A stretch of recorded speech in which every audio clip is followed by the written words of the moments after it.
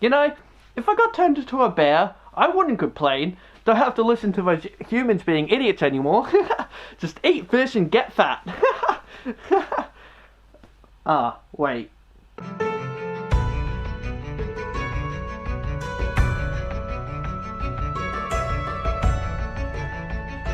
Alright guys, there's going to be spoilers in this review, but if you've never seen this movie, go watch it. Is all I'm going to say. Go watch this movie, okay? Alright, that's it, and let's continue with the video. Hey guys, Blazie here, and welcome to my review of Brother Bear, a Disney movie made in 2003. The voice talents I know of include Joaquin Phoenix, Rick Moranis, and Michael Clarke Duncan. Growing up, I loved this movie as a kid. I never owned it, but my nana did, so I would always borrow it off her to watch because I found the visuals, the storytelling, and the music to be so unique and so different that I just loved watching and listening to it. So I now own this movie and have watched it several times since I got it, but maybe my thoughts on the movie have changed, and it isn't as amazing as I remember. Oh, that's a lie, because this movie is pretty awesome. The movie focuses on three brothers, the youngest of which is the main focus of the movie, Kenai. He is an energetic young tribe member with a living in the moment attitude about him, and he is excited to finally be receiving his totem, which will help guide him in his life.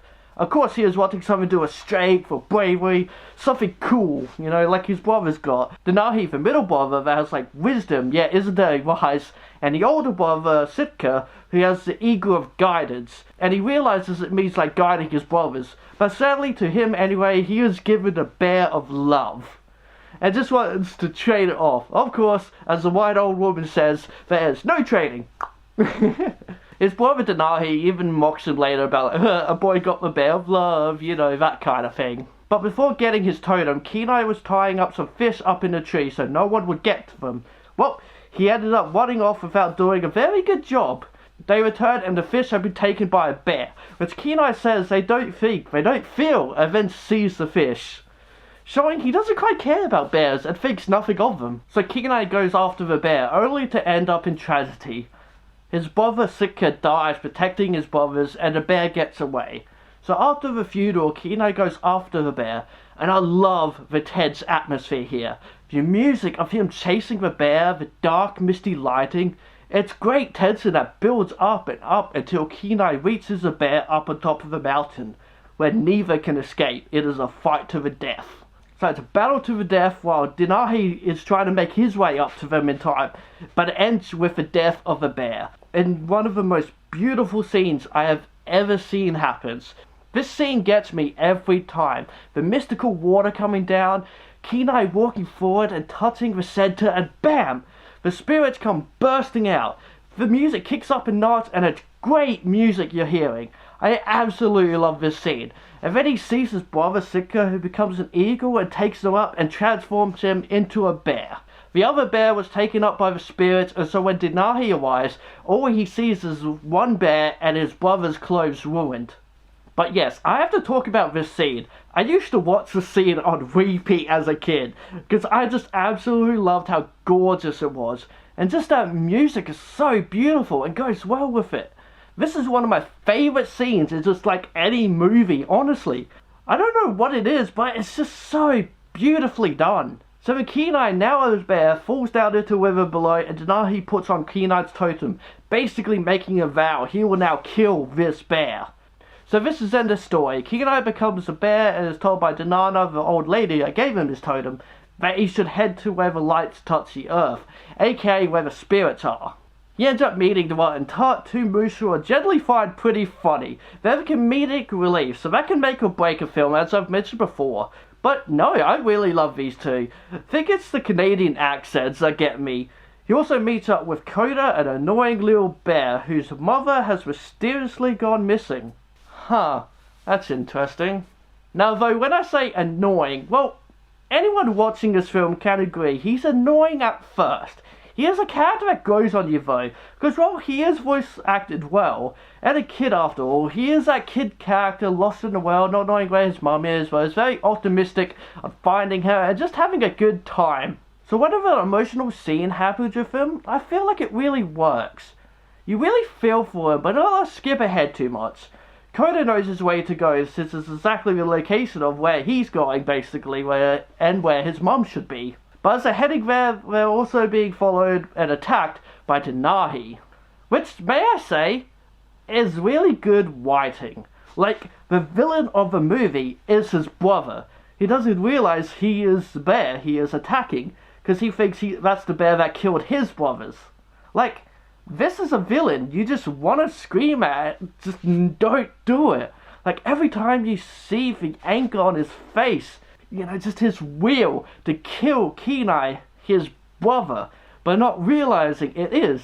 It makes for some extremely tense scenes because Kenai can't fight back against him and doesn't want to hurt him, as he has no choice but to one then.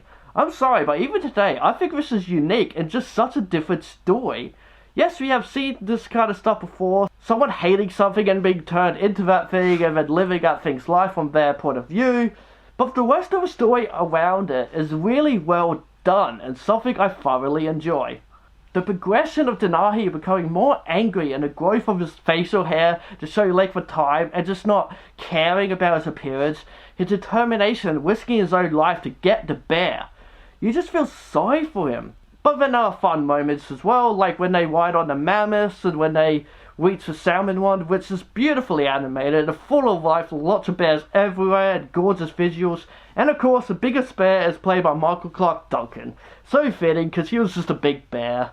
Rest in peace, dude. Miss ya. I love the song they have here as well, but at the same time, I love every single song in this movie. Each one goes perfectly with the situation, and can be dramatic when it needs to be as well. I like the use of transformation music being used dramatically when Kenai and Koda come across a meal. Kenai understanding that they see the humans as monsters like they see bears as monsters. And then when Kenai learns from Koda telling a story that he killed his mom, the shock on his face and his heavy breathing and all that makes you feel tense. It makes you feel sad as you realize what has happened and that Koda's mom isn't coming. So when Kenai tells Koda, what he says is quite strong to me. It's kinda about a man, kinda about a bear, but mostly about a monster. They keep going on about monsters, and Kenai is now calling himself a monster from this realization. By a realization, man and bear aren't monster, it's the person that makes the monster. Also just Koda crying here, it's just, the poor little guy. Worst to me is when he finally meets his mum again as a spirit. That part makes me want to cry every time seeing it, along with the beautiful music during it. As you can probably tell by now, I love this movie. I love everything about it. I love the music, I love the story, I love the animation, and I love the characters. I do think Kenai can be rude for a bit too long in the story, but that's part of who he is. Same with Koda being annoying. That's meant to be the character, an annoying little brother that irks you but also just grows on you. There's just so much love about this story that this movie to me is a 10 out of 10 foxes. I love this movie and will always love this movie. It's got a place in my heart, and if you've never seen it, then I demand that you do. But let's be honest here, you all knew I would most likely give this a high score, so what really matters is the second movie. But that will have to wait until the next review. Hope you guys enjoyed this video, guys. If you did, give it a like and subscribe to our channel, because I love you if you do. Hit that bell icon, and this fox says, be who you want to be. Alright guys, bye for now.